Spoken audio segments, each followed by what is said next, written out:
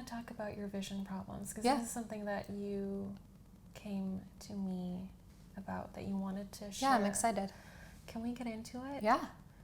How long have you known that you've had vision problems? Yeah, so when I was 10, so when I was in grade 5, I went for a routine eye exam. And so like my first plug is go for your routine eye exams because, until I was in grade 11, I actually had 20/20 vision. So there was no reason to go to an eye doctor other than the fact that I have an amazing family who always made sure you did your dentist appointment and your eye exam and all those things. And through my eye exam, they initially thought, this kid's got a tumor on her eye. We need to get her a CT scan instantly.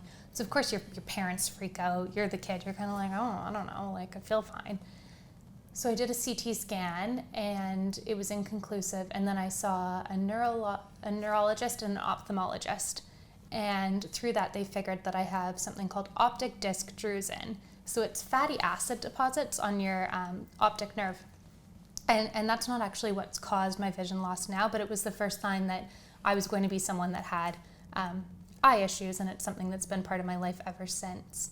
Then when I was working at tech, I think I was like 23 or 24, let's say, I had a big dip in my vision, and I noticed that as an avid, Vancouver Sun and Globe and Mail reader, I could no longer see the newspaper at all, and it just, I woke up one morning and couldn't see the newspaper. And I went back to my Dr. Anderson, who's like my amazing neurologist, ophthalmologist, and saw him. And then they referred me to a retina specialist. And it's still not totally confirmed exactly what I have, but it's not a lens issue, so glasses don't help. And it kind of continued on, and you'd see multiple specialists. I'd go to Children's, you get your eyes frozen, they're poking and prodding you, they're trying to figure out what it is. And it's amazing because human bodies are so complex. So our healthcare system has been amazing, and I'm really lucky to live in Canada than in the States, right, where this may bankrupt me. Right. And then my 30th birthday last year, I do a routine test every year to see if I can still drive. And that's when they declared, hey, you can't drive anymore. You're now not on the cusp of being legally blind, you're actually legally blind. Right. And I think what people don't realize is there's a lot of people out there that, may be legally blind or all of these different things. It doesn't mean I need to necessarily use a walking stick or I can't get around, but there's a lot of stuff that's not accessible for someone with vision issues. Even iMessage on my phone, I invert because of blue and a white background. I cannot read white text on a blue background. So there's, codes that the Graphic Design Council of Canada puts out about what is accessibility for design and different things, but it does make getting around more difficult. Recently, when I was in Ottawa last May, I had a complete breakdown in the Ottawa airport because my gate changed. And for me, when I go to an airport, it just takes me a little bit longer. Things do take me longer, primarily getting around. So I don't drive, so I have to take the bus or cab. I can't read street signs very well, especially green and white. I need like high contrast colors, so the best thing for me is a black background with white text. And in the Ottawa airport, I had a gate change, I had it last minute, and I can't see a lot of signage in airports. So I went up to someone and I said, hey, I'm legally blind. I'm trying to find this gate, could you help me? And he said, what a funny thing, like, you're not legally blind, nice try. And I thought to myself, I don't really like to tell people, and I don't tell people, right? And that's why I thought, I'm gonna be more authentic in 2019 and just tell people I'm legally blind. And I found my gate. If I were you, I started crying. Like, I didn't lose it. I don't get mad. Usually I just get sad and then we'll cry. And I've done obviously a lot of work around it, but I think the reason for wanting to talk about it is because we all have things, and if we all talked about them more, I think accessibility improvement would happen and other things would happen. And I think having greater empathy as a society. Yeah, and I think part of the thing that's tricky is when they're like, you're legally blind, you're not going to drive, go to this support group or watch this video. Often it's people who aren't wanting to, they can't work anymore, or they can't do certain things, and I refuse to believe that's how it's going to be for me, so I find workarounds. And a lot of people who what I have is a disease called Stargardt's disease, and it's a form of childhood blindness. And I've met I met an amazing kid on Salt Spring. He's in grade 10, and he's super smart, and they often say these kids that have it are overachievers and so smart because they find ways, like your brain can make so many things up in your head that I can fill in how rooms work, or I've memorized streets in Vancouver, so it's not a problem getting around. Right. But it just, being in new airports, I always find it's like, I hate this airport. Right. So take me back to when you were 23 and you woke up one day. Was it 23? You woke Yeah. up one day, you couldn't read the newspaper anymore. Had you known then what your diagnosis was? No, so at that point I knew I had optic disc drusen, but I didn't know that I had Stargardt's disease, which is a form of macular degeneration. And so often, like, macular degeneration, if you say like, oh, your grandparents probably have it, or like someone in your family who's like a great aunt or uncle, it's like the 75 plus crowd that's going to have macular degeneration. I have a form that comes up in childhood. Right. Yeah, so I probably had it for a long time and it went misdiagnosed. Right. Yeah. So I would imagine like the emotional process of coming to terms with all of this came in stages over time. So I was really lucky because it came in stages, but for some people it can be like a big change right away. Like, Right. I had a big vision drip, but still pretty gradual. I think the time that it really made me, I lost my shit, was when I lost my driver's license. Last year? Yeah. And, you know, saw Johnny. I'm like, you need to break up with me. Like, I went off the deep end. You almost broke up with Johnny? Yeah. Well, I told him to break up with me because I thought, obviously I drove. Like, I've driven since I was 16. It was, you know, it's freedom, right? So as a kid, I remember getting my L right away and you get your N and all the gradual driving license programs that we have in British Columbia. And I thought, how am I going to ever be a mom to our children if I can't, like, drive my kids to soccer or drive my kids to school or pick them up if they're sick or drive them to the hospital if there's an emergency? Johnny and I were still doing long distance at the time, and I said to him, like, hey, you should probably break up with me. This is what happened. I can't drive anymore.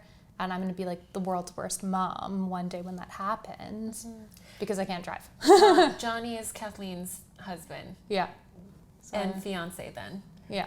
Yeah. Yeah. Okay. That's Yeah. Because it was such a, it was a bringing you in the room, giving you the news really quickly whenever you're at these eye appointments. And it by no means is it the doctors or specialists or the healthcare system's fault, but they have to dilate your eyes. So your eyes are extra blurry, so you have zero vision. And then they're giving you some news, and then you're crying. And then you're kind of like, I don't want to be anyone else's burden at this point. Right. Like, I constantly rely on people to drive me if I'm, you know, running a ton of errands. And yeah, it was a big change. And I just thought, like, clients aren't going to want to work with me. How am I going to drive from meeting to meeting? How am I going to drive to events with event stuff in our car? right. How did you, when you lost your driver's license, how did you think that being legally blind was going to affect your business? Well, I didn't talk about it, right? I've never really publicly said to people, a few clients know, but I've never raised my hand and said, hey, I'm legally blind. Right. Hey, I can't read blue writing on a white piece of paper. Hey, like, some of your slide decks I can't even see. I've got to print them in black and white because your color palette is so off. And in the last, I guess, 3 to 6 months, I've told more and more clients. I've been more honest and authentic about it because it was something I wanted to do in 2019. What would explain the shift? I think from doing, you know, counseling and work, but also seeing how many people out there have invisible disabilities and don't talk about them, or seeing how many people are legally blind and feel like they just have to stay at home. It can be quite isolating, I think, to not being able, you know, to see and to integrate with society. That I want to show, hey, like, I'm legally blind and you can still do things. And obviously being legally blind, there's a huge scale. Right. And I'm lucky enough to be really early on in that scale. So I'm not completely blind. Like, I can see you, I can see a lot of things. And I think just opening up some awareness there and thinking, we tell all our clients to be authentic and, you know, go out there with their stories. So I wanted to share mine, and I'm happy to share it with you first because you kind of know me. You know what's already. interesting is, like, that sort of is the theme of 2019 going into 2020, to be authentic. And then I was like, I talked to my therapist about this too. Not being authentic can be so burdensome, especially when you know you're trying to, like, build up a persona, maybe because you feel like it has to be something that's going to protect you because, God forbid, people see who you really are. But I found that when you lean into the things that make you feel vulnerable, it brings people closer together. Things that you might perceive as shortcomings, when you position yourself in the right place with the right people, it can be strengths. Yeah. And so I really, really am so grateful that you, I don't know, I'm so grateful that you wanted to share this with me today and with my audience. Yeah. But, and I'm really trying really hard to imagine myself in your shoes having that invisible disability, and I can't imagine. I think it's so hard. Like, I have a really good friend who has migraines constantly, and there was this migraine, like, AR/VR installation where you could physically feel and hear what it was like to have a migraine, like the ringing in your ears and all those things you get. And like, I'll get a migraine or two a year, mainly from stress, and never like constantly. And I just thought, what a good thing if you could simulate what it would be like to have someone's eyesight like this. It'd be pretty cool. And I'm sure that we'll get there through technology. And I think that's another reason, to go back to your earlier question, why I like technology is it can solve so many problems. Like, tech can be used for a force for good. It can be used for a force, for bad, but anything can. And there's so many cool things. Like, there's a pair of glasses out of a company from Tel Aviv, and you can put them on. And in the video, there's a mom reading a story to her kid. She can't read the story. I can't see a storybook print. It's way too small. Like, I read on a Kobo with like 20 font.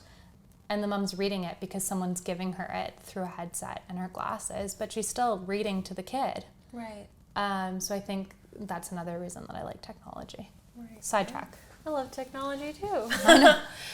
How do you feel now about being legally blind? How do I feel about it? I don't love identifying as legally blind, but I think I'm starting to own it more. Like, I don't fill it out as, I could get a disability tax credit and all these things, because I feel like I would rather not have it. Like, I don't have a handicap parking pass. I don't have a lot of things that you could get through having the disability. Is it something that you just don't want to get out of because you haven't? Yeah, what does it it's mean like, to it's not weird. Identify with it? Like, what do you think are the pros and cons? Well, I think because so many people are like, oh my God, like, what if no client wants to work with you? Or what does that look like? And there's ways that I think it makes me way better at my job. But I think it's just coming to terms with it slowly and gradually. And funnily enough, my best friend had a stroke in September at 30. August she had the stroke. And she's now not able to drive. Right. Because she's lost peripheral vision. And she's not legally blind, but she can't drive. They took her driver's license, and it was a really big thing for her. And she was like, I didn't realize what a big thing this was for you, to not being able to drive at night and then not be able to drive at all. Because it takes away a lot of your independence. And she's going through that right now. So she'll call me a lot and we'll chat about it. But I think why you don't want to necessarily say it is because it's putting a label on it, and it's hard to want that label. I don't think anyone really wants that label. I think it's something that maybe I'll work through in the next few years. Right.